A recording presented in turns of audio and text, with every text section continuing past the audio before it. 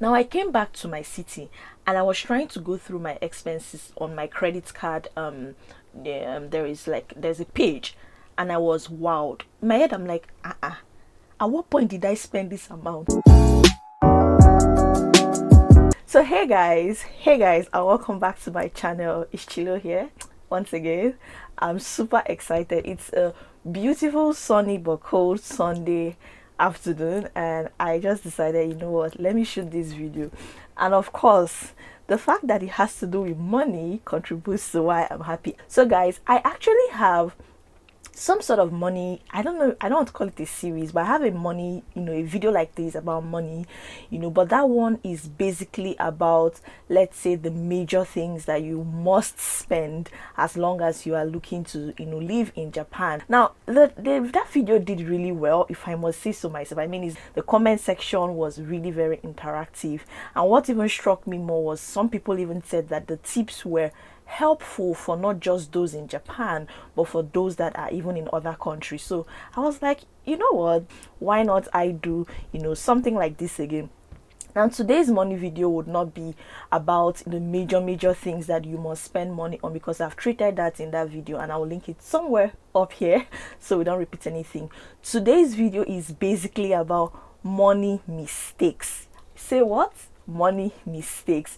Funny enough, while I was trying to compile this list in no order and whatsoever, I found out that these things are even the little things, the things that you would easily overlook. And hopefully this also cuts across those who are in other countries. Are you okay? I'll try in some tips to help. I'll talk about 5 major things, or 5 major mistakes, or 5 mistakes, or 5 common mistakes that I have seen people make and I have made myself, just so we are on track. 5 things, and just so that this video doesn't get too long. Now the very first mistake, guys, is international calls. Now what do I mean by international calls? For the main fact that you are studying abroad or you're an international student, it simply means that you're not originally from that country. So most times your ties, your family, friends, loved ones are based in your home country. So for my case, most times is in Nigeria. So recently, what made this one make it to this list is I was talking to an African who came to Japan recently, and he mentioned that he spent over 20-something thousand yen on making one phone call. Now 20-something thousand yen is approximately about how many dollars? Is it $200 or 20-something dollars or something? I'll put the conversion on the screen. And I was like, yo, 20-something thousand yen on one phone call. Were you talking to the entire community? It just dawned on me that, wow, this is something that people are making mistakes on. And the thing is, most times when you want to call people back at home, right, I always, of course, the most common thing or the most convenient thing is WhatsApp, social media call, WhatsApp call. However, I'm aware that even my dad is not even, he's not active on WhatsApp, but I try to communicate with him as much as I can. My mom is, but my dad is not. Sometimes the people that are on WhatsApp, like my mom, sometimes they completely forget they have WhatsApp, their data is off, and you really want to communicate something to them. So WhatsApp is very cheap, but it's not always as reliable, especially when you're dealing with older folks. So one thing I always advise is download, and there's usually this external call app that has access to your contacts, but there are various categories, but the one I use is Yola app. This is not a sponsored video, this is just my genuine review. I use Yola app and it's very cheap. And this is how it works. Now you recharge the Yola app. Now you can recharge the Yola app, I think, with Amazon card or with Google card or something, Play Store card or something, or directly from your credit card. With Yola app, right, I can recharge like 900 and something yen, which is like how many dollars, and I get like 80 something minutes to Nigeria. So if I want to call Nigeria, example, I don't go directly to my contacts and start calling Nigeria, because that would be very expensive. Calling from Japan down to Nigeria would be very expensive. So I use Yola app. So most times I tell them, don't bother trying to call me, right? I will do the calling because it's cheaper from my end, because I know if they call from there too, it will be very expensive. So if you're someone that likes to communicate with home, or sometimes it's not like you like to communicate, the need arises, please don't be pushed to just immediately go to your normal dial contact and dial directly from which country you are. It could be really expensive. I advise you download some some of these apps. I know it's not only Yola, so guys, if you know other apps, please comment down below and give your genuine review. You could be helping someone, but for me, I use Yola app. So you just go, my Yola app is synced or is in access, has direct access to my contacts. So I just go into the Yola app, I open the Yola app, right? And then when I open the Yola app, immediately it shows me my contact, and then I dial maybe who I want to call, and I call the person. The second point I'll go for is make use of your student discount. I am guilty of this one, and I am talking to myself too. I'm subbing myself in this video.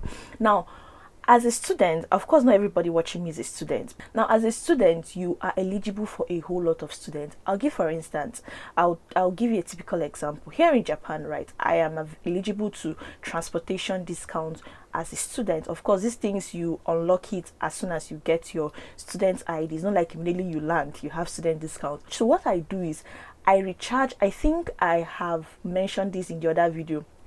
Now, every month, one of the things I spend money on is I recharge my transportation card.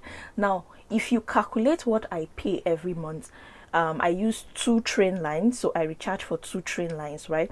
Now, if you calculate what I pay in a month, if you break it down into every single day, you will see that there's a massive discount that they have given me just because I'm a student, right? However, I don't know why somewhere in my head it just stops at my daily trams. But this discount is also available for, Shinkansen. When I mean Shinkansen, I mean bullet train. If you watched my video of me traveling back to Nigeria, you saw that I took a bullet train, which is a fast train. I did not access my student discount. Now, I don't know, it may not be so much, but by the time you accumulate this little money here and there, it's something, it's saving you something, and it could reduce you a whole lot of expenses, right? Basically, what I'm trying to say is wherever you are, whichever school you are, make enquiries, just ask questions. You could ask your international body, you could ask your professor, depending on how your professor is. You can ask your lab members, your senior colleagues. You can ask, people that have been there before you. But there are most times student discounts available for so many things. See, some things that student discounts are available for, you probably would not have envisioned that it's available, but it is there. Not only transportation, because when I went to buy the suit, like the suit I wore for my final defense or my pre-defense, the video is up on my channel, right? For my pre-defense, the person that attended to me, he was like, "Oh, are you a student?" And I'm like, yeah, I am. This was after I've already started picking things, and he was like, "Oh, as a student, can I see your ID card? You actually are eligible to some discount." So this is not only transportation. That's why I said ask questions. If you are in you want a bam bam crew, if you are the part of the people that are chilling with the big boys crew, or in the wrong kitty kitty crew, maybe this may not concern you. But if you are among the people that just want to live prudent but still comfortable, then maybe this could apply to you. So the number 3 point I would say is you must not buy everything at your first glance. It's not everything you see at first that you will buy. Do you get me? Don't measure your day 1 with another person's day 300. Now, what do I mean? I'll break it down. When I first came to Japan, I had like 2 people in addition to my supporter that came to pick me from the station where I dropped, right? Now, I saw everybody doing pim pim, like once they entered the bus, they were doing pim. There's that card I told you recharge. And I was already saying like, where are you getting the card? I want to get it. No. And the person one of them was like, calm down. You are just landing Japan. Calm down, understand things, not everything you will jump on, and know which one works for you. Looking back at that advice, it was no lies, it was the truth. Now, this is not only for transportation or whatsoever it is even for as little as phone contracts. I think this is one of the most common mistakes I have seen internationals or foreigners, especially international students, make in Japan. When you reach Japan today, it's not compulsory that by tomorrow you should already have a number. Now, what do I mean? When I first came to Japan, I know there's some things that would need you to put number. At that point, I was putting my lab's number because I hadn't gotten a contract. Before you even get a contract, see the procedure. See the step. Before I can even make a phone contract, I need a credit card. And before I can get a credit card, I needed my student ID card. And because I came ending of September and my session started 1st October, I didn't immediately have my student ID card. Do you get the drill now? So at the point where I was doing the initial things like opening bank accounts and all, anytime they ask for number, my supporter will always say, oh, put your lab's number. I was a bit uncomfortable because I was measuring my day 1, another person's day 100. I'm like, but I have to get a number. Now, I got my Japanese number almost 6 months to my staying in Japan. You must not stay that long, go. I'm not saying you must stay that long, but I'm just telling you how you can actually exist without a number. How was I communicating? You may think, oh, I was communicating with WhatsApp.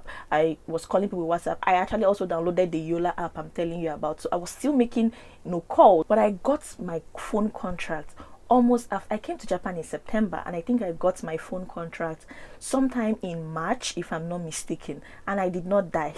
Now, what it did for me is I could properly understand the contract. I made enquiries. I asked questions. I asked which one is student friendly, which one is affordable, which one is this. And sometimes too, this one blew my mind, they could even be running promo. Now what I'm just trying to say is sometimes slow down. Farabale, that's how we say it, or that's how they say it. Calm down, understand things well. It's not not the first. And this thing just made me remember how someone reached out to me back then and asked me for my international number.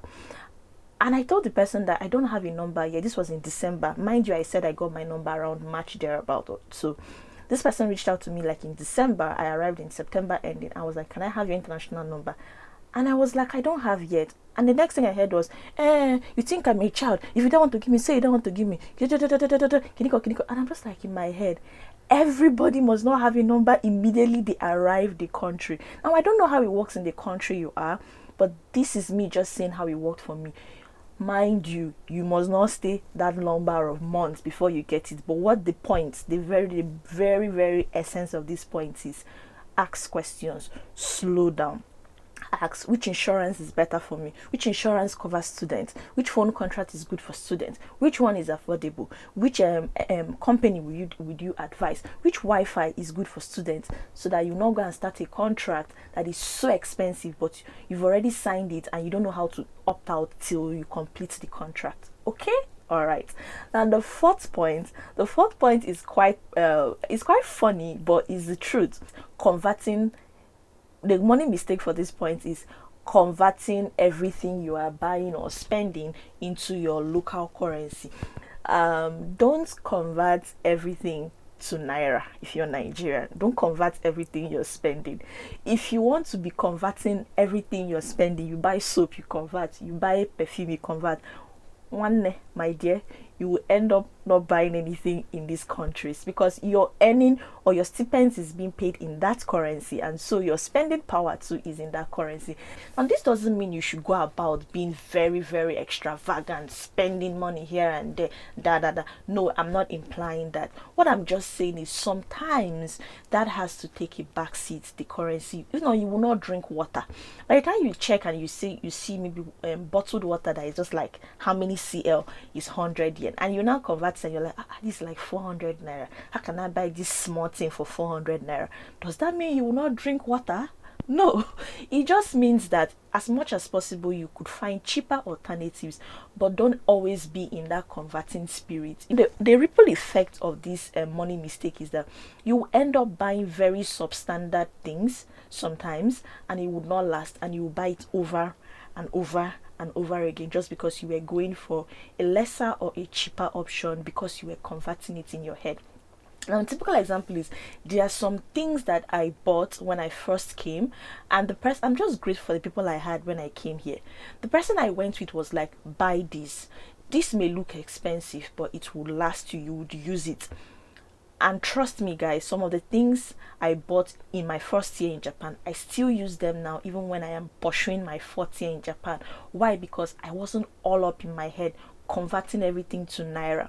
Now, once again, there is balance to this point. I'm not saying you should rush and buy everything that you see that is very expensive. Find a cheaper alternatives find a cheaper alternative as much as you can, but some things cannot be compromised when it comes to quality. Okay, all right.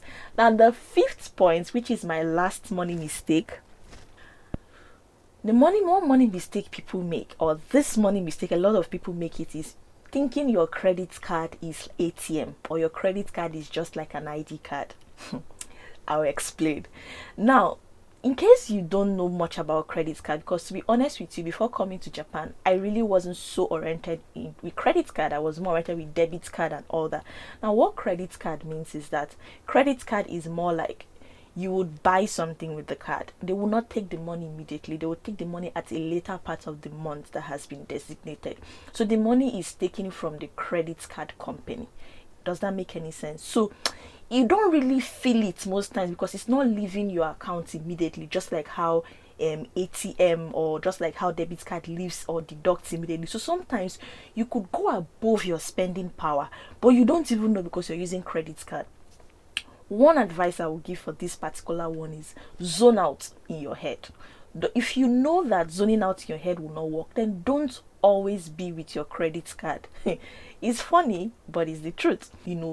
For me, it works both ways. Sometimes there's a time that I know that okay, zoning out is hard, I keep it at home. Sometimes I'm with it because sometimes too it really does help in case of emergency and you're not with cash.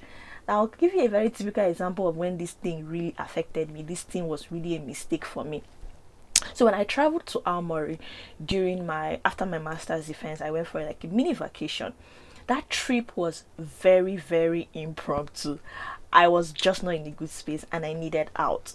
I reached there and the rest of the 1 week I spent in Aomori was credit card. I wasn't feeling it. I did not understand what was happening with me. They would just tell me card or cash, and I'll be like, card, pim, card or cash, card, pim, card. I was like, pim, pim, pim, pim, pim. And that was how that 1 week, the cash I even had on me, I did not even use it most times. Bread, oh, pim, biscuit, oh, pim, spaghetti, pim, pim. I was just doing pim, pim, pim. I did not know I was pimping my future money because credit card is your future money, right? Now I came back to my city and I was trying to go through my expenses on my credit card. There's a page, and I was wowed. In my head, I'm like, at what point did I spend this amount? So sometimes zone out of your credit card in your head. Just imagine you're not with it. If it's difficult for you, keep it at home. Do you understand? Now, what I do now these days, if I want to go shopping, a typical example, let's say I've said, oh, next week I'll go to a thrift store. I want to pick this, I want to pick that, I want to buy this. And in my head, I'm like, I don't want to spend anything more than 10,000 yen. I would take that energy, that inconvenience, go to the ATM, withdraw that 10,000 yen, and go to the thrift store. So that I know this is the cash I have and this is what I'm spending. If you don't do it that way and you go with credit card in mind and you say, okay, I will just spend 10,000 yen, you will pass that 10,000 yen. I'm telling you for free. You will pass it because it's credit card and you're not seeing the money physically. So yes, guys, those are the 5 major mistakes people make. So guys, these are all the mistakes I have. If I have more in future, I'll update this money video series because I really am having fun shooting videos like this. So guys, if you're in Japan or you're outside of Japan or you find this video helpful, please drop your comments. Which other money mistakes have you experienced or you've seen people experience in the country you are? Tell me the country you are. Thank you all so much for watching. Have a very lovely day and see you next time on Chilotalks.